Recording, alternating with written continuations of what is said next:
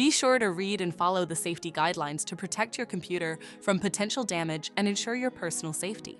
For more information about safety guidelines, see the owner's manual at dell.com/support. Before you begin, turn off the computer and disconnect all the attached peripherals. To remove the power supply unit, unlatch and remove the base cover. Unlatch and remove the front bezel. Then, flip the front panel over to access the inside of the system. Identify the power supply unit and disconnect the cables.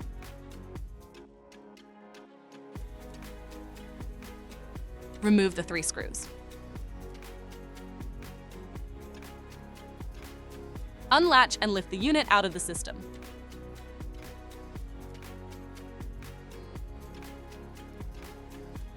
To reinstall the power supply unit, place it back in the system and latch it into place. Reinstall the 3 screws and reconnect the cables.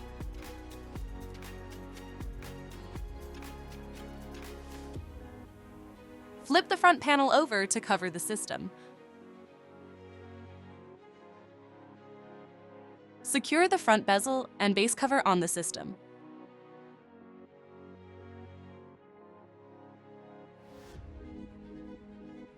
For more information about your Dell system, visit dell.com/support.